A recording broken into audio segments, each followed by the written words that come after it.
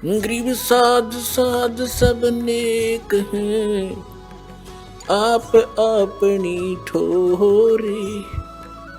जो सतलोक ले जाएंगे वो साधु कोई और।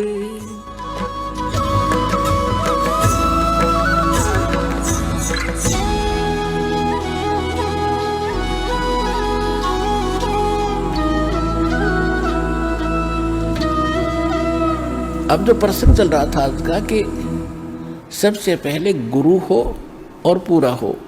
अब जो प्रसंग चल रहा है कि गीता ज्ञानदाता कहता है कि ये उद्धार आत्मा ज्ञानी आत्मा है तो उद्धार, लेकिन ये मेरे वाली अनुत्तम गति में स्थित रहे, घटिया में।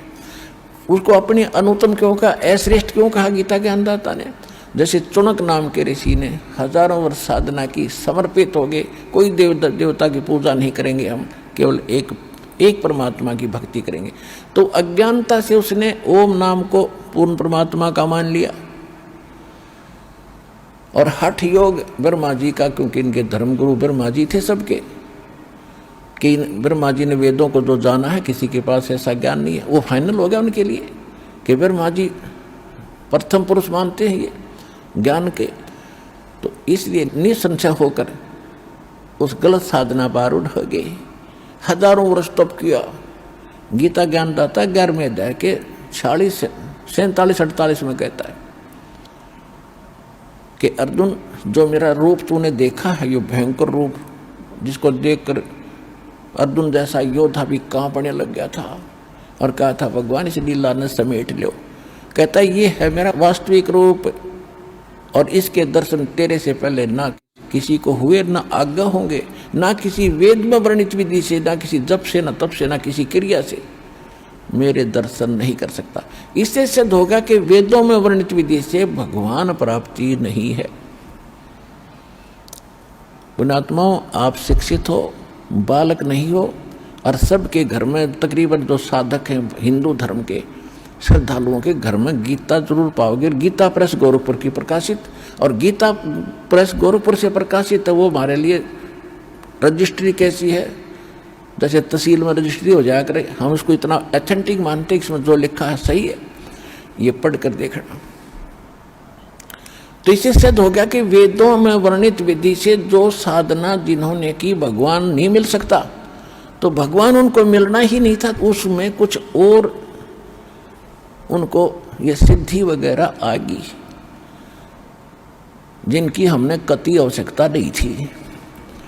इन सिद्धियों के बल से ये महर्षि पा किए। अब चुनक ऋषि ने हजारों वर्ष तपस्या की, भगवान तो इनको मिलना ही नहीं था, मिला ही नहीं, ये एटम बम बन गए, एटम बम सिद्धि के। उधर से एक चक्रवर्ती राजा था मानधाता, पूरी पृथ्वी पर शासन था उसका।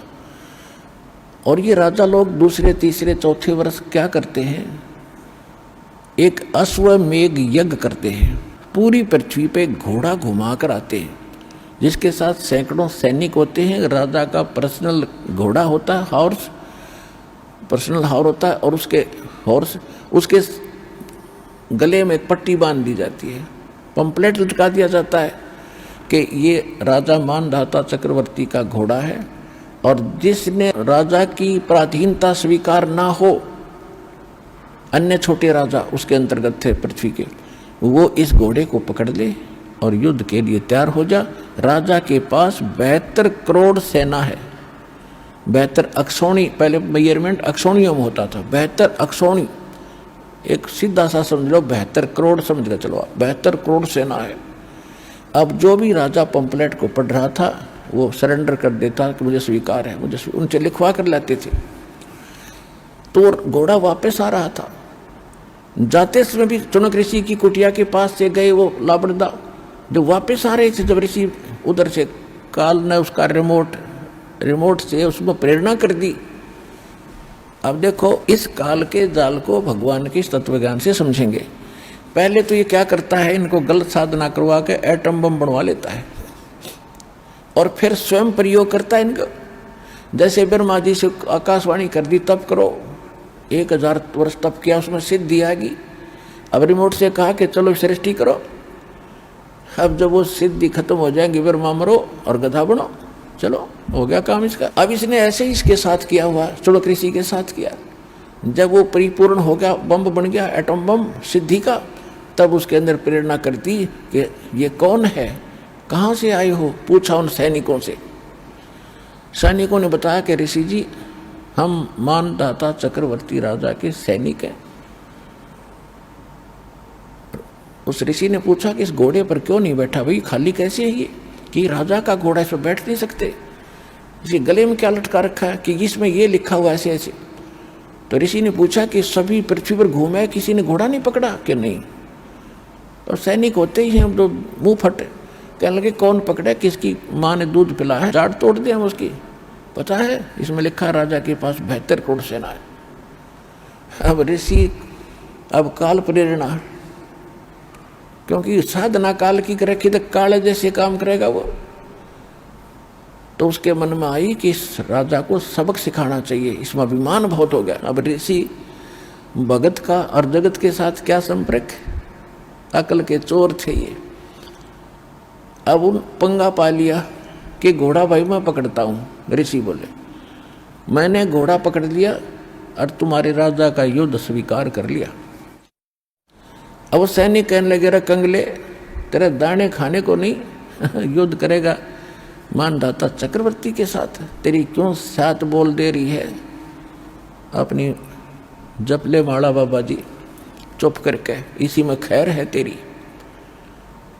अब ऋषि भी पूरा अहंकारी, वो भी काल था पक्का, कहने लगा भाई मैंने युद्ध ओट लिया और घोड़ा बांध लिया, जाओ बे कर लो तुमने जो करना, कह दे तेरे राजा ने। अब देखो 1000 वर्ष तक डले डोए और क्या प्राप्ति की, सिद्धि।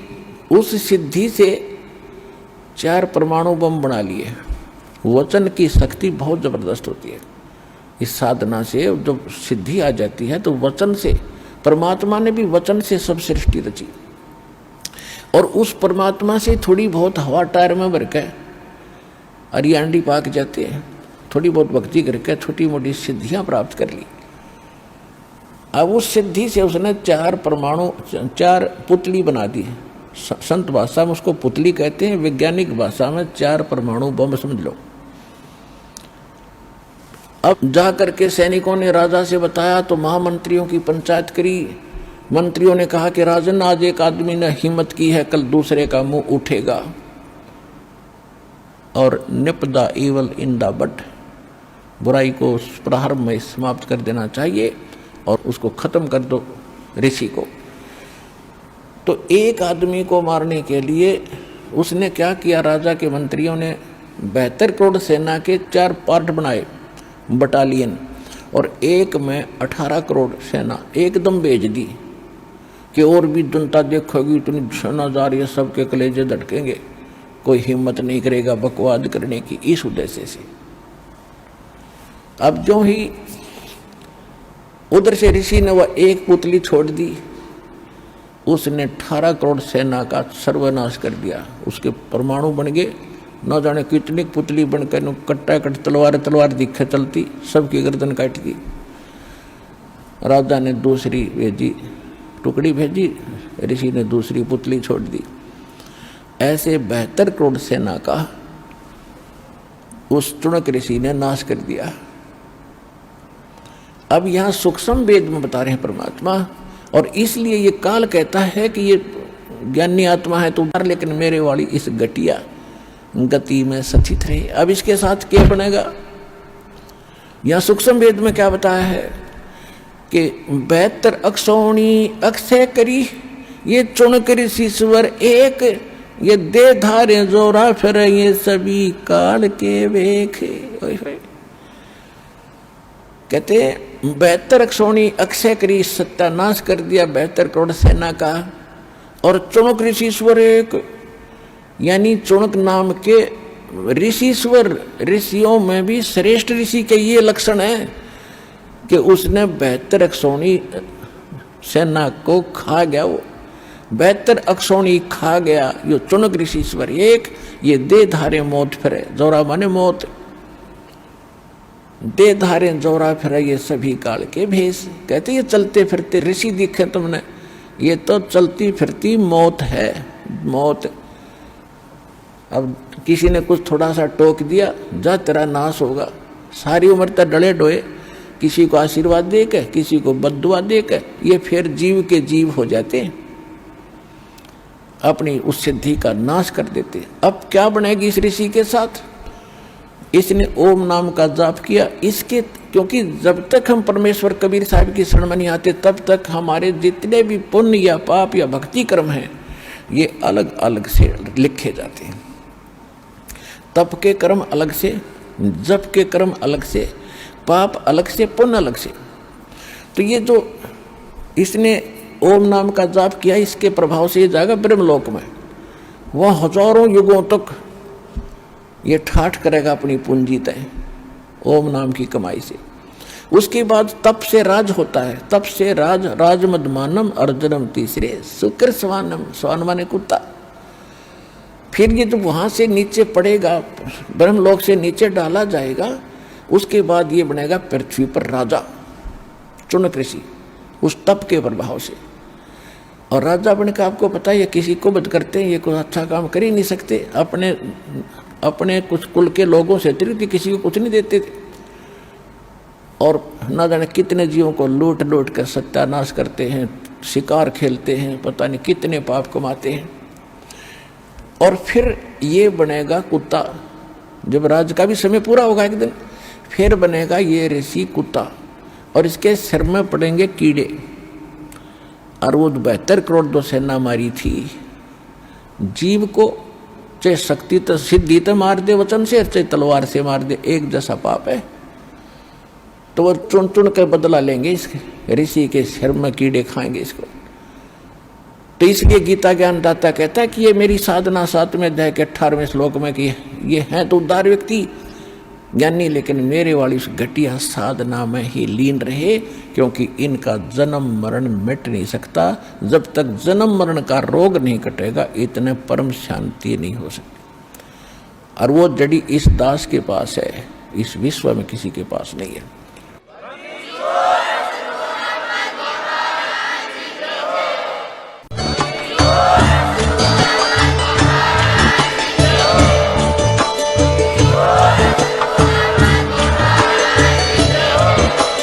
आप सुन रहे थे जगत गुरु तत्वदर्शी संत रामपाल जी महाराज जी के मंगल प्रवचन। अधिक जानकारी के लिए विजिट कीजिए हमारी वेबसाइट www.jagatgururampalji.org। संत रामपाल जी महाराज जी के शुभ आशीर्वाद से पूरे विश्व भर में 500 से भी ज्यादा नाम दीक्षा केंद्र हैं, जिन पर संत रामपाल जी महाराज जी द्वारा ऑनलाइन निशुल्क नाम दीक्षा दी जा रही है। अपने नजदीकी नाम दीक्षा केंद्र का पता करने के लिए संपर्क करें 8222880541।